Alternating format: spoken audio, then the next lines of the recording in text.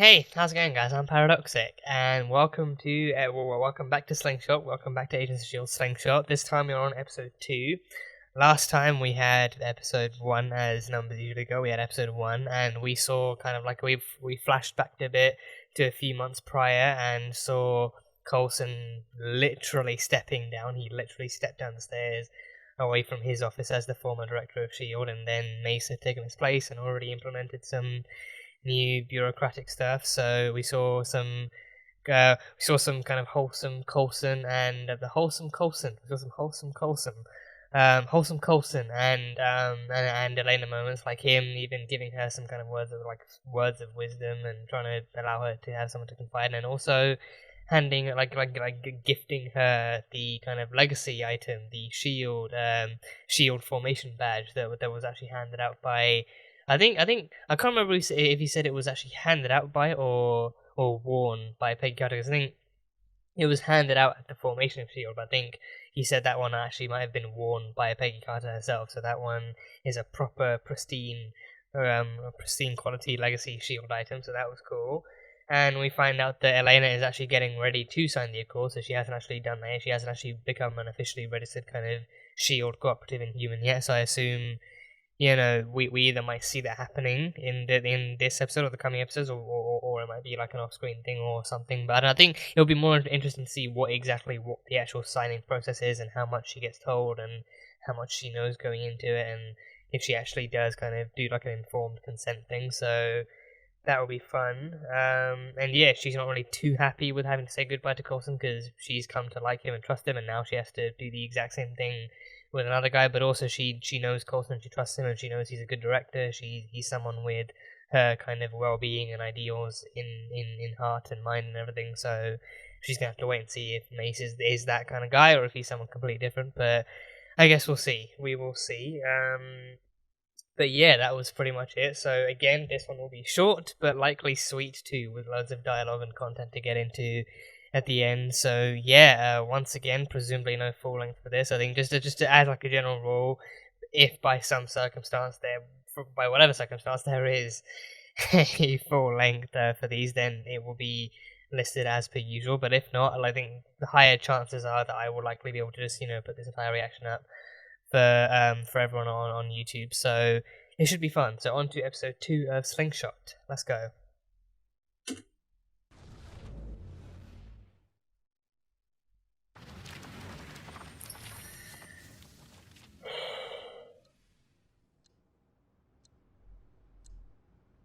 $10 a.m. and he's still not here. Bienvenida, Miss Rodriguez. Es un placer conocerla. Su servicio en English is fine. Yeah. Fast learner. Heard that about you. That'll make this much easier. Oh, pictures. Is that Elena? Elena. Oh, and her cousin. You know me, huh? Substitute for a face-to-face meeting. Thanks for coming. Not like I had much choice. Oh, put yourself in my shoes. We have laws to follow and difficult jobs to do, but I think you'll find that being an official asset has its benefits. But I'm getting ahead of myself. Because it's literally on a tablet. I'm gonna need your John Hancock. It's literally on a tablet. I don't know who that is. It's just means your signature. Really? John Hancock means signature? I know Hancock is an actual movie character. And if I don't sign? This is a chance to do some good. Yes. So it is literally on like an iPad then, not an actual paperback. And your thumbprint there. And a thumbprint too, an actual And biological retinal marker. Scan. A Jesus, how in-depth is this shit? And retinal scan, what else do you need? A blood And sample? I promise the medical exam is strictly non-invasive. Nothing about this is non-invasive, sir. Wow, okay. Sense of humor. Good to see. I can't wait to work with you. It'll be fun. Oh, well, there's no need to wait. There's an escaped convict coming here from Colombia, and he's an arms dealer. Good, good. Love the enthusiasm. Can't wait to dig in. But the first step is to submit a detailed threat assessment. Submit a what now? Well, after we get the stamp of approval from the UN, we verify there's no conflict of jurisdiction, and then we discuss strategy. Okay, but when do I go catch him? If the strategy turns out to be you. The powers that be get twitchy when enhanced individuals choose their own missions. With Quake out there. Daisy has nothing to do with this, sir. But she's the example of what not to be. A vigilante. Your role is to act as a measured response to enhanced threats. And if I want anyways? Hmm. You did read the Accords before you signed them, right? Of course. So you know that if you break the agreement, the law states I have to turn you over to Secretary Ross, and he won't hesitate to detain you. Yeah, on the raft fuck for that the guy. foreseeable Just future. I don't like boats. It's not really a boat. It's more like a floating. the raft. But look, we're all in agreement here. it. Bureaucracy can be frustrating, but it works in the long run. Sir, your call with the National Security Advisors in 5 minutes. Yes, thank you, Cecilia. Would you mind escorting Miss Rodriguez to the lab, please? Agents Fitz and Simmons will finish your registration, and I can't wait Can to we read see about your Fitzsimmons in Colombian this? arms dealer friend. Thank you, sir. After you. Can we see Fitzsimmons in this? Can they spend some time with Fitzsimmons? Oh,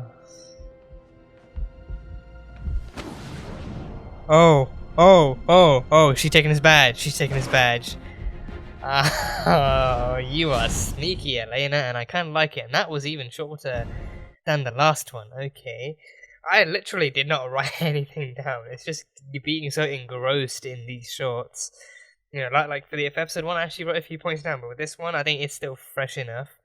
It's still fresh enough, so that helps. But yeah, hopefully I think one thing I did forget to mention in the episode 1 review was that, yeah, Elena does find herself with a new mission. She does find herself with a new mission of hunting down, not the Medusa Eyes, because I do believe he's dead. I do believe the Medusa Eyes dude is dead.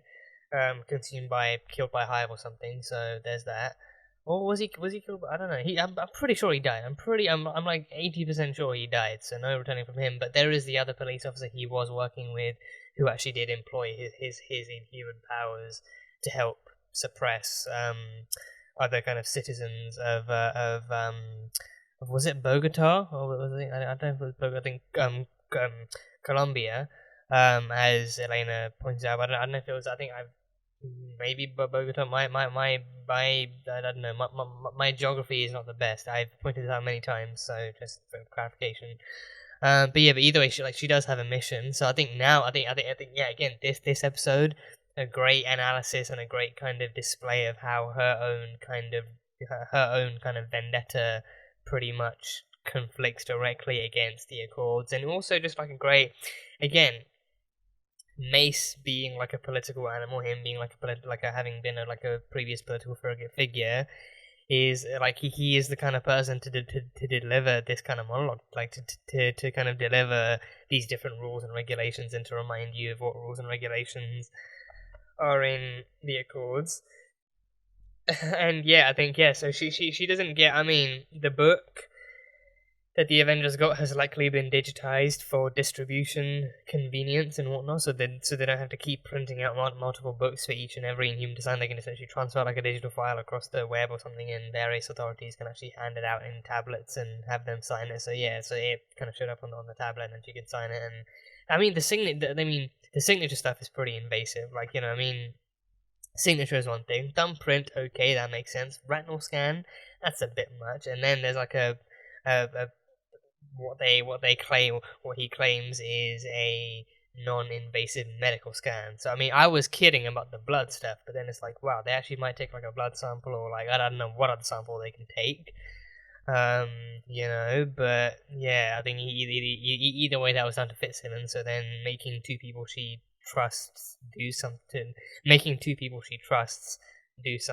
as, you know, extra as a medical as a medical kind of body scan or extraction or whatever the hell. But yeah, still, like they go that far to ensure that every aspect of that person, of the Inhuman, is tied to their signature and kind of allegiance to the Scovia Accords and everything. So yeah, and then even saying that, you know, even kind of outlining the fact that the UN is kind of twitchy about enhanced people actually taking up the freedom of their own missions and their own actions and everything. And especially, I think he even outlined that it was because of Quake too. Like, you know, I think, you know, Quake is someone they actively wanted to avoid. Like with the Avengers, like they had a big enough dilemma with the Avengers, like with the team itself being split on whether or not to sign and whether or not to actually stay being their own thing or try and be their own thing. And then, well, as we see in Infinity War,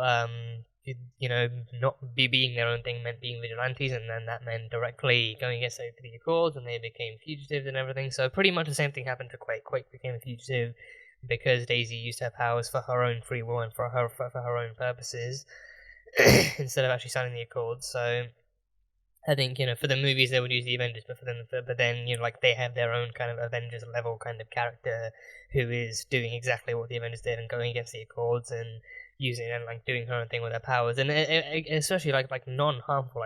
She is maybe hospitalizing watchdogs and maybe taking them out, but not taking them down and beheading them or anything like that. Like nowhere near what Ghost Rider does, but she's still predominantly cutting their funding and their travel routes, and then trying to stop them in between and stuff, and doing all of that. But yeah, them using Quake as an example is pretty fitting and pretty telling of exactly what kind of people they want to avoid, or what kind of people they don't that they see as enemies and everything. So I think he did say that she can actually put her kind of mission request forward, but then if the higher powers of the UN deemed it unnecessary, then she would literally be not be allowed to go. So there was that issue, and then again, I think it's also a testament to how good of an actor Jason O'Mara is. But I think Mace, especially like him having his background, he is undoubtedly the perfect guy to deliver that kind of message and to deliver all the information that she's he can easily put on a smiley face for any kind of new face for any new faces, or to be welcoming, but then he can also be firm but fair and deliver the necessary information. So props to him and the writing. So and then he even did warn her that he did warn her that if Elena did go down that path of being a fugitive and all that kind of jazz, then he would have no choice but to actually hand her over to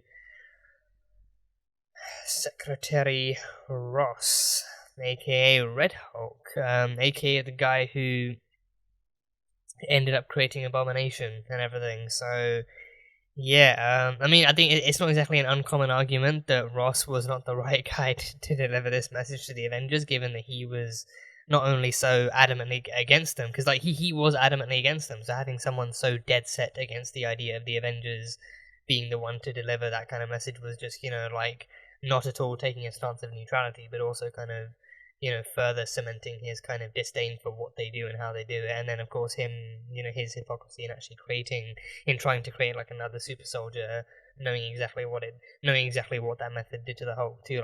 Secretary Ross, he's cool and all, but he's not exactly likable. He's a cool character, and especially probably more so once he becomes a Red Hulk. But as Secretary Ross, he's not exactly the most likable dude. So so he would have to hand her over to Secretary Ross, and then she'd be locked up in the raft and everything. Probably all alone too, because then at the end of Civil War, Steve does break out everyone else. So probably just kind of just be her or any other kind of unknown characters who are Inhumans that oppose the Accords. So there's that. But then in the end, she did steal Mace's badge, so he's gonna know that's missing because he takes that thing everywhere. He needs it to access his own system of security and bureaucracy, so he's gonna know it's missing. So she's not really gonna get away with having it for too long, but hopefully for whatever she needs it for, she can use it. And then next up, she visits Fitzsimmons. So if we can see some Elena and Fitzsimmons in this, Fitzsimmons will be angels and treat her with the utmost love and respect. So that is the kind of content I need. So yeah, that was episode 2.